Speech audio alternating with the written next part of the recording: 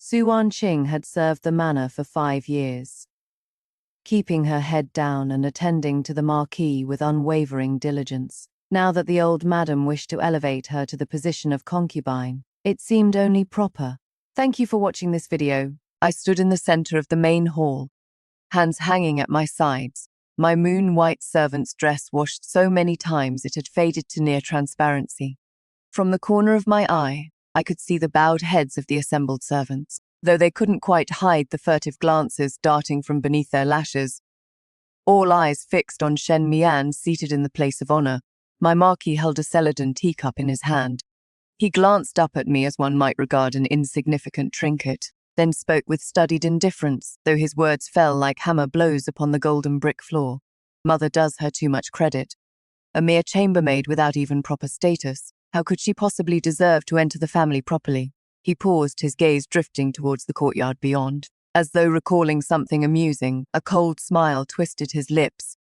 Zhang Qi, the groom in our stables, remains unmarried. Give her to him as a wife. At least she'll serve some purpose and find her proper place. The collective gasp that followed was almost deafening. Even the old madam started so violently that a bead from her prayer bracelet dropped and rolled to my feet. Steward Chow, standing beside the old madam, had served the Shen family for decades. His brow furrowed so deeply one could have crushed a mosquito between the creases. He made to speak, but a single cutting glance from Shen Mian silenced him. The servants' stares grew bolder now, some pitying, some contemptuous, others simply relishing the spectacle. I didn't so much as lift my eyelids. 5 years from the age of 15, I'd served as his chambermaid, witnessing the full measure of his callousness, tasting every flavor of coldness this manor had to offer.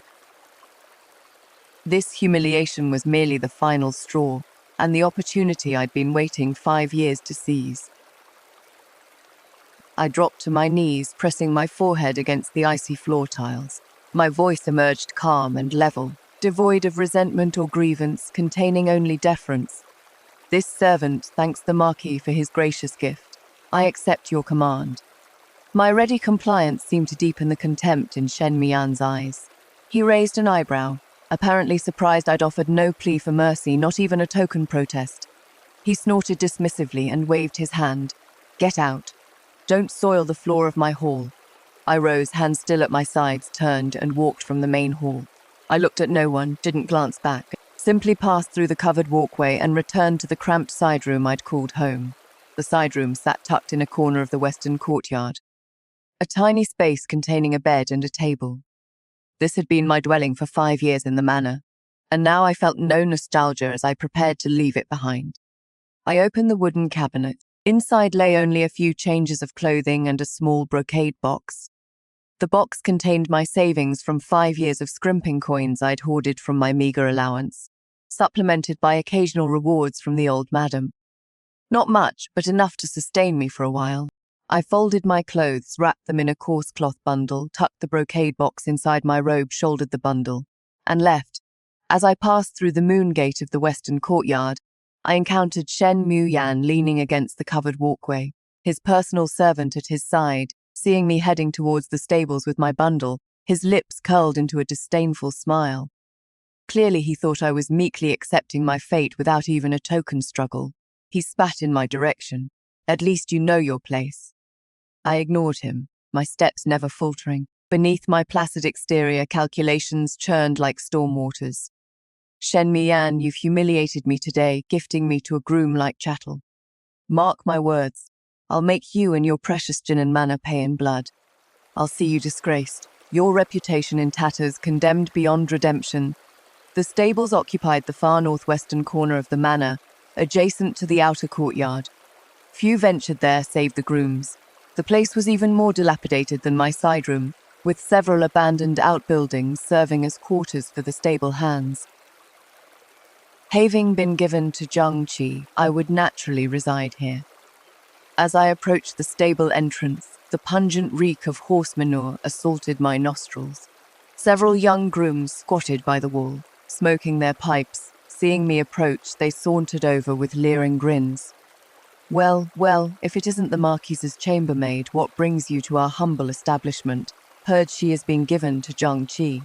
Poor sod. How is a rough fellow like him supposed to handle the Marquis's cast-offs? Their crude remarks came thick and fast. I clutched my bundle tighter but said nothing, merely fixing them with a cold stare. At that moment, a tall man emerged from the stables, around 30 years old, with sun-darkened skin and calloused hands, yet his eyes were remarkably clear. Seeing the young grooms surrounding me, he barked sharply. "Clear off, all of you. Get back to work." The grooms slunk away, properly chastened. The man approached and bowed respectfully. "I am Zhongqi. Pleased to meet you, miss." He didn't call me a lowly servant or regard me with contempt like the others. Instead, he addressed me as miss. This surprised me slightly, though I merely nodded. "I'll be troubling you from now on, Brother Zhang." Zhongqi seemed taken aback by my courtesy. He scratched his head and gestured towards a nearby outbuilding. "Miss, that room's empty. I've given it a basic clean. You can stay there. If anyone gives you trouble, just let me know." I followed his gesture. The outbuilding's roof showed signs of leaking. Several window papers were torn, and the door was ancient, groaning on its hinges. Still, it exceeded my expectations considerably. I thanked Zhongqi and entered the outbuilding, placing my bundle on the kang. The brick bed was cold. Cobwebs festooned the corners. I swept the edge of the kang and sat down, feeling no self-pity, only cold, calculating focus. The stables lay on the route between the outer and inner courtyards. Shen Mian would have to pass this way whenever he went out, and the manor's residents would traverse this path regularly. This was the perfect vantage point for observation. In the days that followed, I settled into life at the stables. Zhongqi remained consistently respectful, never overstepping boundaries, bringing me food each day. Though nothing fancy, it was always hot, and he shielded me from servants who came to harass me. The other servants, seeing me reduced to a groomswoman, regarded me as a phoenix fallen from grace, worthless now. They made me sweep manure, feed horses, and scrub troughs, tossing me table scraps, sometimes even spoiled food. I endured it all. Whatever they demanded, I did. I swept the manure until it gleamed, fed the horses punctually and precisely, scrubbed the troughs until they sparkled. I wore a perpetual mask of compliance, convincing everyone I'd truly accepted my fate, that I'd been thoroughly broken.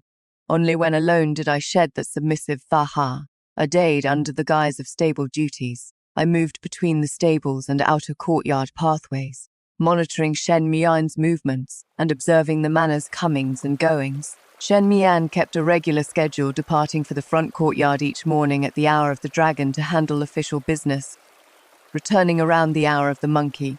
Occasionally, he'd venture out late at night, his destinations mysterious. I noticed that whenever he left after dark, he'd go alone to the area behind the manor's artificial mountain. Few people went there. It was a blind spot in the manor's layout. One night, using the excuse of feeding the horses, I crept quietly to the rear of the artificial mountain. Sure enough, I spotted Shen Mian standing in the stone pavilion, facing a man dressed in black. The man wore a veiled hat that obscured his face. They conversed in hushed tones, their voices barely audible.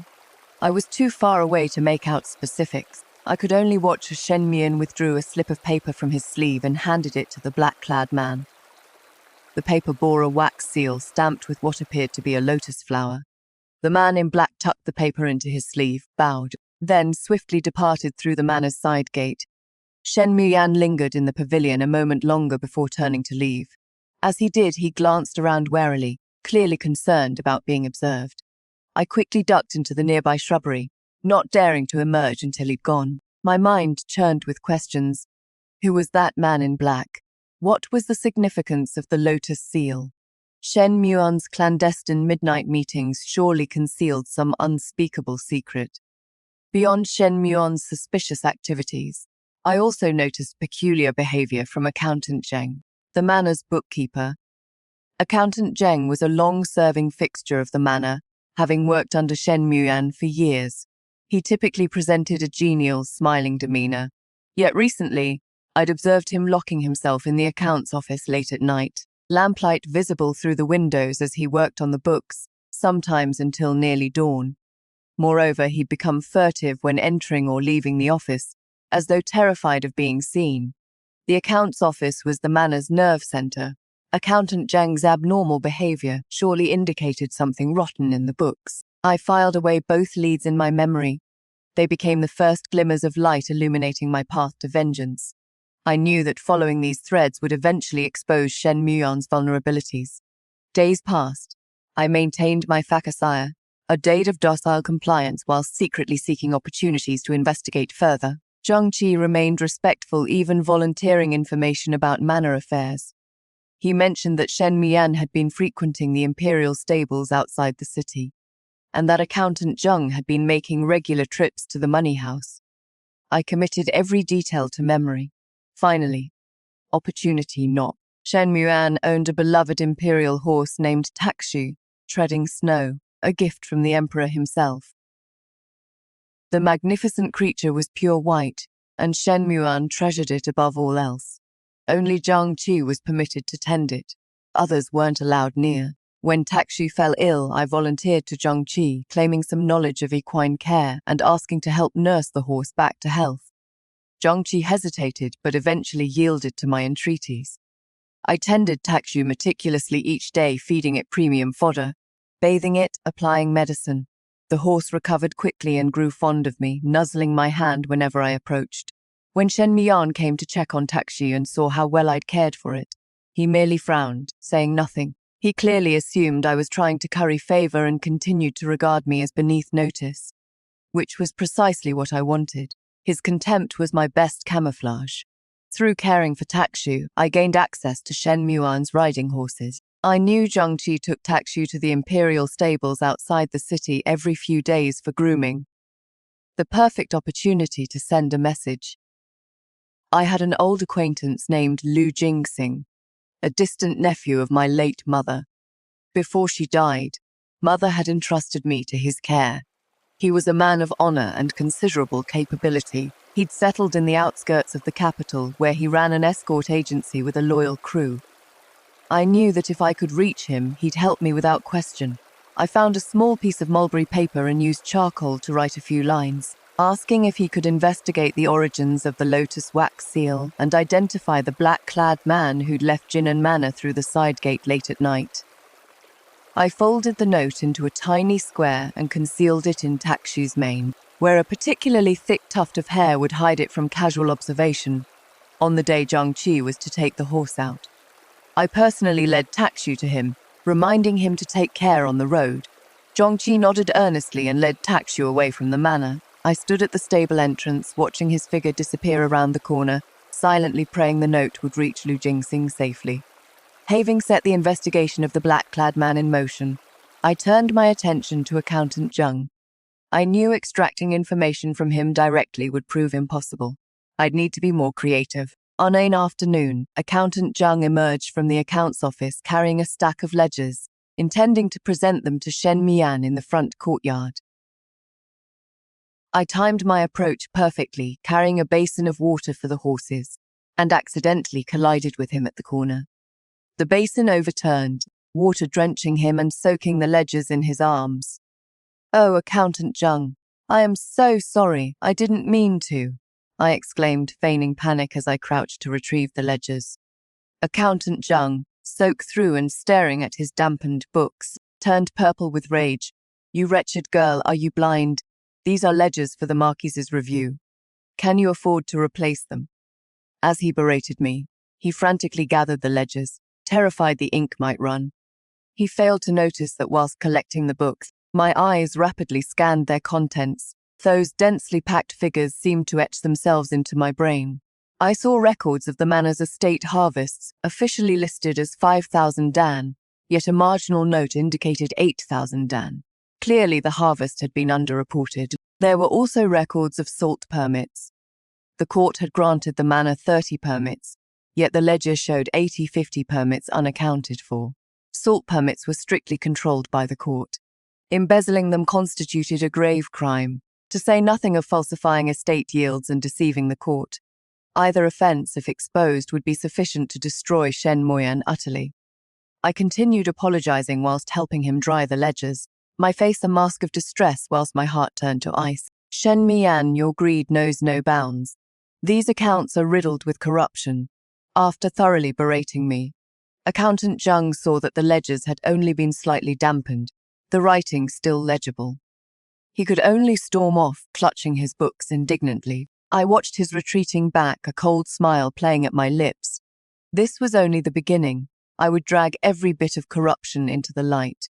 Just as I'd gathered preliminary evidence of the manor's embezzlement, the old madam grew suspicious. Seeing that I'd neither wept nor complained after being given to a groom indeed, that I'd been remarkably compliant, not uttering a single word of protest. She sensed something amiss. She dispatched her personal attendant, Nanny Chin, to the stable quarters to sound me out. Nanny Chin was a Manor veteran, shrewd and sharp-tongued, who'd served the old madam for years and enjoyed her complete trust. When she arrived, I was shoveling manure, my clothes spattered with mud. Seeing her, I quickly set down my shovel and bowed. Nanny Chin entered the outbuilding, surveying the dilapidated surroundings with a frown. "Miss Wang Qing, now that you are living here, do you harbor resentment? Do you hate the Marquis?" I kept my hands at my sides, my voice tinged with timidity and numb resignation. "Nanny jests, I am merely a lowly chambermaid. That the Marquis has granted me any place at all is an enormous kindness. How could I dare resent him or hate him? To have this room, to have food to eat, I am already quite content." Nanny Chin stared into my eyes, as though trying to read my thoughts. My gaze remained placid, betraying nothing, only submission and numbness. After a long scrutiny that revealed nothing, she asked a few more questions about Manor affairs. I answered each one flawlessly. Finally, Nanny Chin sighed, left a plate of pastries and departed. Watching her leave, I exhaled in relief. I'd successfully deceived her. The old madam's suspicions were temporarily allayed. Within days, Lu Jinxing sent word through an intermediary. He'd traced the lotus wax seal. It belonged to Boss Lu, Jianan's largest salt merchant. The black-clad man was Boss Lu's personal steward. Shen Mian had been secretly colluding with Boss Lu, embezzling salt permits and selling them to the merchant for enormous profit. Those 50 unaccounted permits had ended up in Boss Lu's hands. Lu Jinxing had also discovered that Shen Mian wasn't merely embezzling permits and falsifying harvest records. He'd been misappropriating manor funds to acquire considerable property in the capital, all registered under his mistress Liu Qinghuan's name. I knew of Liu Qinghua naturally. She was Shen Mian's kept woman residing in the western lanes of the capital. He doted on her extravagantly, building her a private villa and showering her with gold, silver, and jewels. Everyone in the manor knew, but none dared mention it, intimidated by Shen Mian's authority. Armed with this evidence, I knew the time had come to leave the manor. Remaining at Jinan Manor was increasingly dangerous. If Shen Mian ever realized something was amiss, I'd be dead before I could act. Only by leaving could I truly strike back. I began planning my departure. Zhang Qi was sent to deliver horses outside the city, a 3-day errand. This was the perfect opportunity. Without Zhang Qi present, the other servants grew even more brazen. I could exploit this. That morning, the woman who delivered food to the stables tossed me a bowl of spoiled congee and shoved me, snarling, "Ungrateful wretch, you should be grateful for anything you get. How dare you be choosy? On any other day, I would have endured it. But today, I deliberately acted as though I'd reached my breaking point, knocking the bowl from her hands. The bowl shattered on the ground. It was a coarse ceramic bowl Shen Muan had once given me. Nothing valuable, but it bore his mark. In the manor, anything bestowed by the Marquis carried symbolic weight. How dare you push me? How dare you feed me spoiled food? I may have been given to a groom, but I was given by the Marquis himself. You dare abuse me? I deliberately raised my voice, adding a tremor of tears, as though truly driven to desperation. The woman, seeing me dare to resist, froze momentarily before growing even more aggressive, raising her hand to strike me. You've got some nerve. A lowly servant talking back. I'll teach you a lesson on the Marquis's behalf. Before her hand could land, Steward Chow arrived, drawn by the commotion. Stop this instant, Steward Chow approached, frowning at the broken bowl and my reddened eyes. What is going on here? The woman struck first, claiming I was ungrateful, had broken the Marquis's bowl and dared to talk back. He knelt on the ground, weeping piteously. explaining that I'd been abused daily at the stables, fed spoiled food, given the hardest labor, and now even the Marquise's bowl had been destroyed. I simply couldn't go on. Steward Chow. I've served this manor faithfully for 5 years, never once erring. I accept my current fate. But I am still human, born of parents. I cannot endure such humiliation. I only ask to leave the manor and fend for myself. Please, Steward Chow, grant me this mercy. I kowtowed as I wept, my forehead quickly reddening against the ground. Steward Chow looked troubled.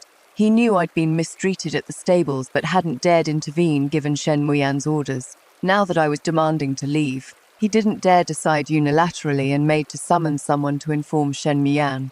But I'd already packed a simple bundle and slung it over my shoulder. I pushed past Steward Chow and strode towards the manor's main gate. Wan Xing, stop. The Marquis hasn't given permission. You cannot leave, Steward Chow called after me. I didn't look back. My pace quickened as I crossed the outer courtyard and reached the manor gates. The guards saw me approaching with my bundle and moved to block me, but my cold stare made them hesitate. They knew I'd been given to a groom and was now leaving in distress. They didn't dare offend me lightly. I walked straight through Jinan Manor's gates, step by step along the capital's cobblestone streets, never once looking back. Only when the manor's vermilion gates had vanished from view did I stop and wipe the tears from my face. The vulnerability and distress vanished instantly, replaced by icy resolve. When Shen Muyan learned I'd left, he'd surely assume I'd fled in humiliation. Driven to desperation, he'd never imagine I hadn't been driven anywhere. This had been meticulously planned. Nor would he realize that when I left I'd taken not only Lu Jingxing's copied evidence of the manor's embezzlement, but also a jade pendant bearing an official seal that I'd found outside his study whilst tending taxi. The seal carved into the jade was a forgery identical to the court's Salt and Iron Bureau seal. It was irrefutable proof of his collusion with salt merchants and embezzlement of permits. With this pendant, he couldn't deny anything, even if he tried. I didn't go to the outskirts to find Lu Jingxing. Instead, I headed straight for the Western Market in the capital. The Western Market was one of the capital's most prosperous areas, a place where all sorts mingled, but also where one could most easily establish oneself. I rented a small shopfront in a Western Market alley, using my 5 years of savings to secure the lease. I purchased simple furnishings and opened a cosmetics shop, which I named Ningxiang, Tranquil Fragrance. My mother had been a renowned cosmetics artisan in Jiangnan before her death, leaving behind unique formulations. Those recipes were treasures I'd kept close to my heart, and now they finally had their use. I crafted rouge according to Mother's formulation. My rouge used premium ingredients, produced vibrant colors, and carried a delicate floral fragrance, unlike other capital cosmetics shops, whose products were either dull in color or overwhelmingly perfumed. Before long, Ningxiang Shop's rouge became famous throughout the Western Market. Young ladies and married women flocked to buy it, and business flourished day by day. I hired 2 shop assistants, one to mind the store, another to run errands. Life gradually improved, and I finally had my own foothold in the capital. I knew Shen Muyan would eventually learn I'd opened a cosmetics shop, but I hadn't expected the first to cause trouble wouldn't be him, but his mistress, Liu Qinghuan. When Liu Qinghuan discovered I'd not only left the manor without falling into destitution, but had opened a thriving cosmetics shop in the Western Market, she was consumed with resentment. She fancied herself Shen Muyan's beloved, whilst I was merely a discarded chambermaid he'd given to a groom. I had no right to fare better than her. One afternoon, Liu Qinghuan arrived at Ningxiang's shop with her personal maid Yunxi and several burly women, making quite the entrance. The moment they entered, they smashed the shop's cosmetics and powders to pieces. Porcelain bottles shattered across the floor, rouge scattered everywhere. She wore an elaborate pink silk dress, her hair adorned with gold hairpins inlaid with rubies, her face heavily made up. She regarded me with contempt as one might look at an insect. Su Wangqing, how dare you open a cosmetics shop? A lowly servant given to a groom, showing your face in public in the Western Market. Have you no shame? Yunxi chimed in. My mistress is the Marquise's beloved. A worthless creature like you dares compare yourself to her. Close this shop immediately and get out of the Western Market. otherwise we'll demolish your shop and break your legs." The customers in the shop, sensing trouble, fled. My 2 assistants tried to intervene but were shoved aside by the burly women and sent sprawling. Seeing no one dared stop her, Lu Qinghuan grew even more brazen. She summoned several local thugs, led by Wang Meng, the Western Market's chief ruffian. She pointed at me and told Wang Meng, "Brother Wang, help me smash this shop and drive this wretch out. I'll reward you handsomely afterwards." Wang Meng rubbed his hands together, leering at me lecherously. "If Miss Liu commands it, I am happy to oblige." He and his thugs moved to act. My assistants turned pale with fear, but I remained where I stood, expression calm, showing no panic whatsoever. I'd anticipated Lu Qinghuan would cause trouble and had prepared accordingly. I caught one assistant's eye and gave a subtle signal. He immediately understood, turned, and slipped out the back door to fetch Lu Jingxing. Seeing me motionless, Lu Qinghuan assumed I was paralyzed with fear and laughed coldly. "What is wrong?" frightened. "If you beg me now, it might not be too late." I looked up at her, a mocking smile playing at my lips. Miss Liu using the Marquise's influence to cause trouble in the Western Market, smashing shops and hurling abuse. "Do you think the capital's laws mean nothing?" "Laws?" Lu Qinghuan acted as though she'd heard the funniest joke. "In this capital, the Marquise's word is law. Today, I'll not only smash your shop, I'll ruin your reputation completely. Let's see if you dare flaunt yourself before me again." She gestured for Wang Meng to proceed. Wang Meng had just raised his cudgel when shouts rang out from outside. "Halt! Nobody move." Lu Jingxing had arrived with Constable Chen from the capital magistrate's office along with several officers. Constable Chen entered the shop, surveying the wreckage with a frown. "What is going on here? Who is causing this disturbance?" Lu Qinghuan's expression shifted when she saw the officers, but she maintained her composure. "Constable Chen, I am from the Marquis of Jinan's household. This wretch has been swindling customers with her shop. I merely came to seek justice." I stepped forward, presenting the smashed cosmetics and account books to Constable Chen. "Constable Chen, Miss Liu arrived without provocation and had her people smash my shop, then set thugs on us. The customers who were here can all testify this isn't seeking justice. This is blatant public disturbance." Several customers who'd fled earlier returned and corroborated my account, explaining that Lu Qinghuan had started smashing things and hurling abuse without any discussion. Constable Chen looked from Lu Qinghuan to the devastation, then spoke sternly. "Miss Liu causing a public disturbance in broad daylight, destroying property. The evidence is clear. You'll need to come with me to the magistrate's office." Lu Qinghuan hadn't expected me to actually summon the authorities. Panicking, she tried to flee but was blocked by the officers. Yunxi attempted to shield her but was immediately restrained. Seeing the situation turning against her, Lu Qinghuan resorted to threats. "Su Wanqing, you just wait. I won't let this go, and neither will the Marquise." I watched her being led away by the officers, responding coldly. "I'll be waiting." After Lu Qinghuan was taken to the magistrate's office, Shen Mian soon had her released. I knew he'd be furious and would certainly retaliate. I had to prepare thoroughly. Sure enough, within days, Shen Mian's revenge came. He ordered all cloth merchants and cosmetics suppliers in the capital to cease doing business with me, cutting off my supply chain.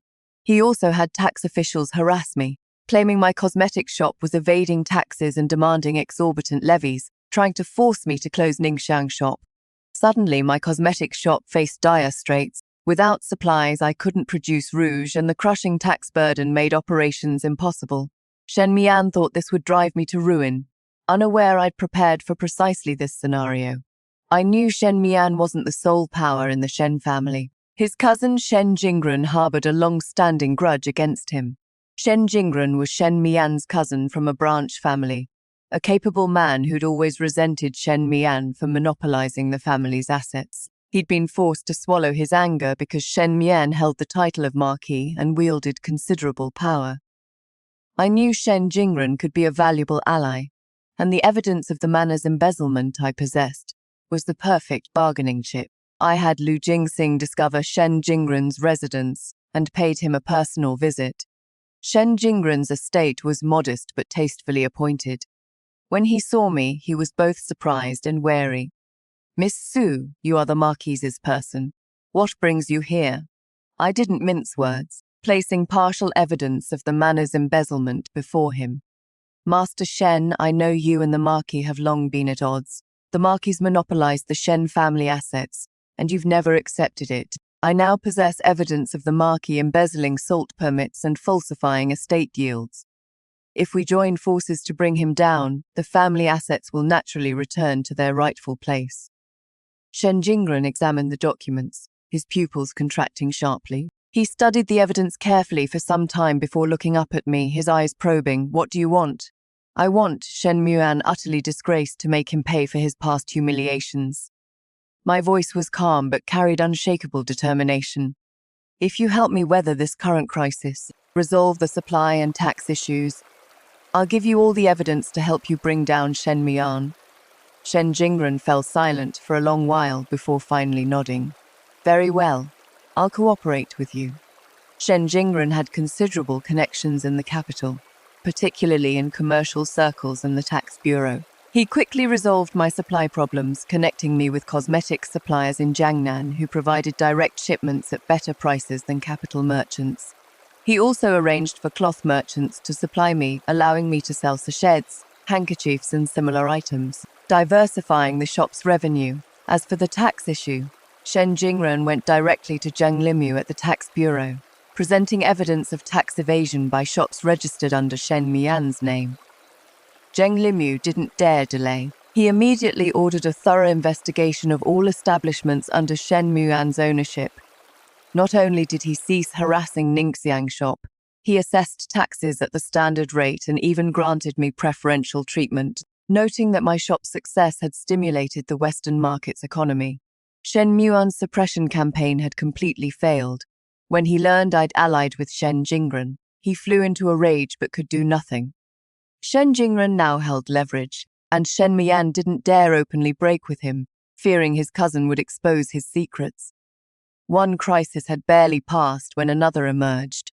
Just as Shen Mian was overwhelmed dealing with the combined pressure from Shen Jingren and myself, chaos erupted within Jinan Manor itself. The old madam learned that Shen Mian had not only suppressed me but had also antagonized the branch family Shen Jingren, throwing the manor into complete disarray.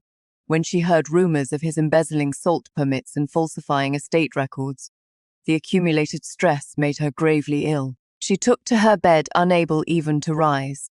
Imperial physician Li examined her and pronounced that the old madam was suffering from acute distress compounded by her advanced years and frail constitution. If her anguish continued, her prognosis was dire. With the old madam bedridden, the manor lost its anchor. Without a matriarch managing affairs, the inner household descended into chaos. Servants shirked their duties or schemed for advantage. The atmosphere grew thoroughly toxic. Seeing the old madam incapacitated, Lu Qinghuan sensed opportunity. She thought her moment had come to seize control of the household.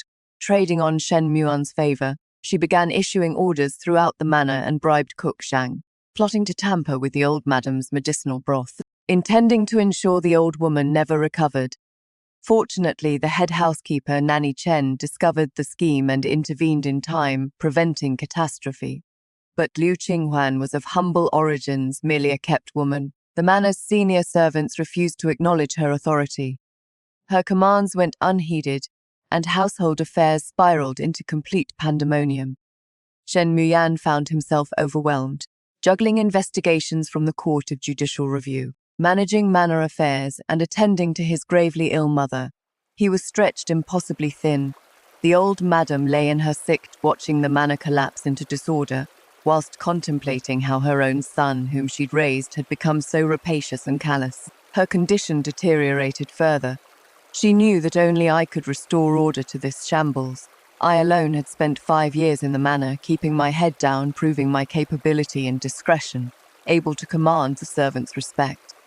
So she dispatched Steward Chow personally to Ningxiang shop, asking me to return. When Steward Chow arrived, I was at the counter tallying accounts.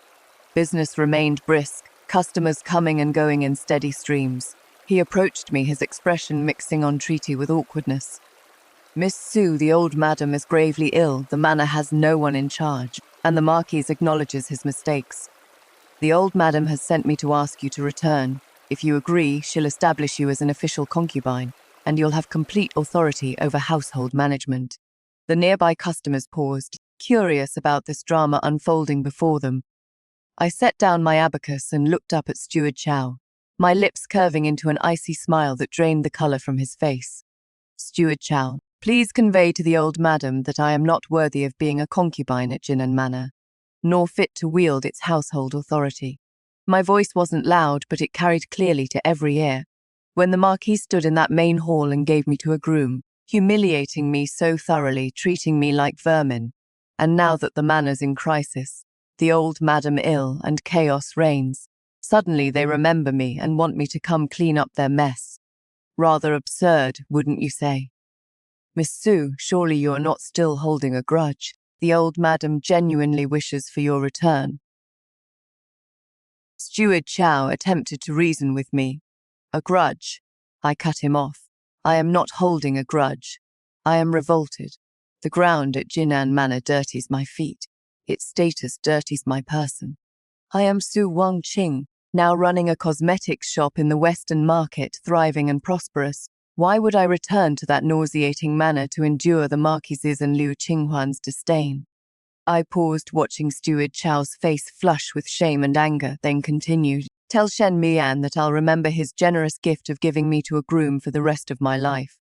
Now that his manor's in ruins, it is no concern of mine. I won't return. Not one step." Steward Chow stood speechless, mortified, unable to formulate a response. Eventually, he could only slink away in defeat, watching his retreating figure.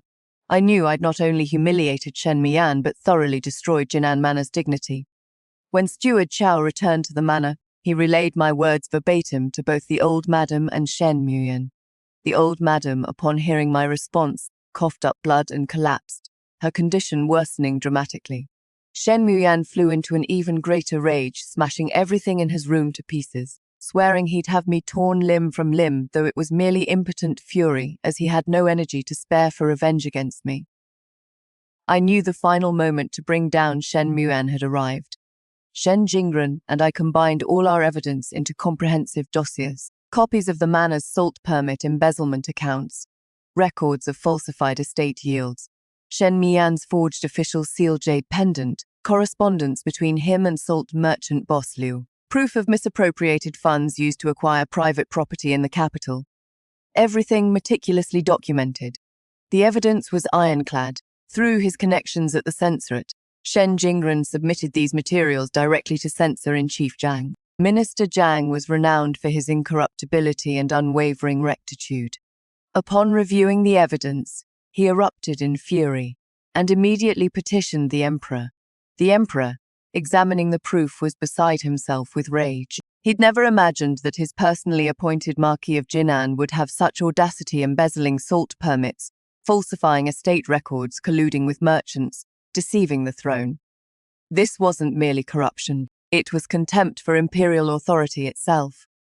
The emperor immediately issued an edict commanding Minister Zhou of the Court of Judicial Review to personally investigate Marquis Shen Mian, conducting a thorough inquiry and showing no leniency whatsoever. Officials from the Court of Judicial Review, bearing the emperor's decree, descended upon Jinan Manor in force. The manor's servants, seeing the officers arrive, scattered in terror like birds from a disturbed nest. The officials stormed directly into the main courtyard, seizing the accounts office and arresting everyone involved.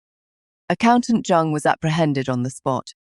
Seeing the game was up, he confessed everything to save his own skin, detailing all of Shen Mian's crimes and implicating salt merchant boss Liu as well. Shen Mian was placed under house arrest in the manor's main courtyard, forbidden to leave. Watching the investigating officials, listening to Accountant Zhang's confession, surveying the devastation throughout the estate, he finally understood the depth of his predicament. He tried calling in favors to escape punishment, attempted to petition the emperor for mercy, only to discover he'd alienated everyone. No one would lift a finger to help him. Throughout the manor, panic reigned. The former glory had utterly vanished, leaving only ruin and desolation. After Shen Mian's confinement, the manor spiraled into even greater chaos.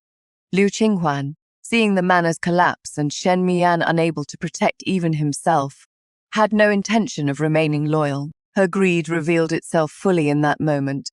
She secretly conspired with a manor servant named Xiao Wang, sneaking into the treasury under cover of darkness. They packed up all the gold, silver, jewels, antiques, and paintings, several cartloads full, intending to flee the capital under night's cover and live comfortably elsewhere. But she hadn't anticipated that I'd predicted her attempt to abscond with the wealth. I'd already stationed Lu Jingxing and his escort agency brothers at every city gate, waiting for her to walk into the trap. Liu Qinghuan and Xiao Wang drove their loaded carts out through the western gate, barely reaching the official road beyond the city when Lu Jingxing and his men intercepted them. Liu Jingxing's brothers were all skilled fighters. Liu Qinghuan and Xiao Wang stood no chance and were quickly subdued. Every item from the carts was recovered. I had them deliver Liu Qinghuan, Xiao Wang, and all the recovered property to the authorities. Liu Qinghuan was imprisoned for theft of manor property, awaiting severe legal punishment. Xiao Wang, for conspiring with a mistress and stealing from his master's household, received 100 strokes of the heavy bamboo and was exiled to the frontier. When Shen Muan learned that Liu Qinghuan had attempted to flee with his wealth and had been captured by the authorities, he suffered such a shock that he vomited blood and collapsed unconscious. When he regained consciousness, he discovered that the manor's servants, seeing his downfall, had scattered like monkeys from a toppled tree. They'd looted whatever they could carry and abandoned Jinan Manor. Even his most trusted personal servant had stolen his private funds and disappeared. The once grand Jinan Manor now housed only a handful of elderly retainers and Steward Chow, who remained solely to attend the old madam. Steward Chow, grateful for the old madam's past kindnesses, stayed faithfully by her side, caring for her devotedly. But he refused to involve himself in any of Shen Mian's affairs.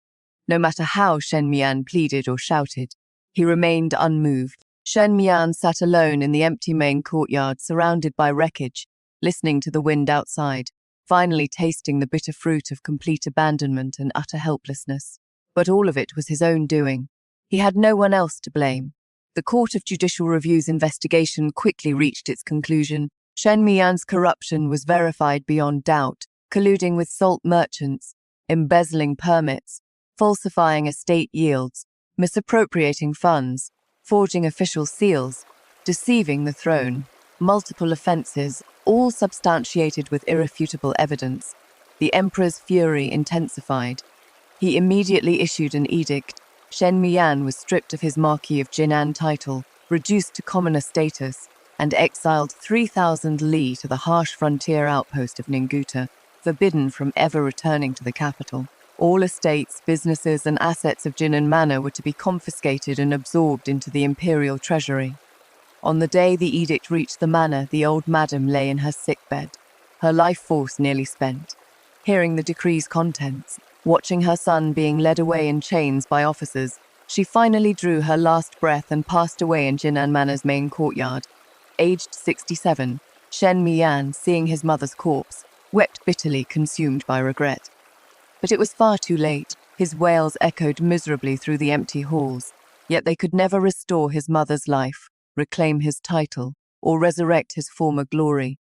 When I learned of the old madam's death, I remembered that she'd treated me reasonably well in the past, though she hadn't protected me. She'd occasionally shown small kindnesses, given me bits of silver, offered fragments of warmth, so I returned to Jinan Manor under my former name to arrange her funeral. I procured a fine coffin, engaged eminent monks to chant sutras for her soul's journey, and conducted her funeral with all proper ceremony and dignity. Several old servants, moved by my honoring the past and managing the old madam's final arrangements with such respect, came seeking positions with me, willing to work in my service. Among them was head housekeeper Nanny Chen, shrewd and capable, an invaluable asset. I accepted these former retainers, assigning them positions in my shop. I appointed Nanny Chen as Ningxiang shop's chief manager, letting her handle business affairs. She performed admirably, saving me considerable effort. Shen Mian was led away in chains towards exile in Ningguta. Before departing, he had Commander Wang, leader of the escort detail, convey a message asking to see me one last time. He begged me, for the sake of our 5 years together, to help him, to let him remain in the capital, even as a common citizen, rather than face the brutal hardships of Ningguta. I looked at the message Commander Wang delivered, my lips curving into an icy smile. 5 years together. On the day he gave me to a groom, whatever connection we'd had was severed, cleanly, completely, leaving nothing behind. I had Commander Wang relay my response to Shen Mian. Once you gave me to a groom, now you are exiled to Ninguta. Both are simply cause and effect. The wheel of fate turning. Su Wanqing and Shen Mian share no remaining connection. If you wish to see me, you may gaze in my direction from Ninguta's frozen wasteland. I won't be meeting you. Upon receiving my answer, Shen Mian fell into complete despair. Sitting in the prison cart as it bore him away, he watched the capital's gates recede into the distance until they vanished from sight entirely, the light fading from his eyes bit by bit. For the remainder of his days, he would merely exist in Ninguta's brutal climate, dragging out his years in endless remorse and suffering. As for me, after settling the old madam's affairs and consolidating my resources, I expanded Ningxiang shop throughout the capital streets, opening 7 branch locations in total. Every shop thrived. My rouge became the preferred choice of the capital's refined young ladies and wealthy matrons. Even palace consorts sent servants to purchase from my establishments. Beyond cosmetics, I'd also ventured into fabric and T3 cloth shops and 2 tea houses. The fabric shops sold premium materials from Jiangnan, featuring novel patterns and superior quality. The tea houses offered renowned teas from across the realm. Richly aromatic and exquisitely flavored, all my businesses flourished.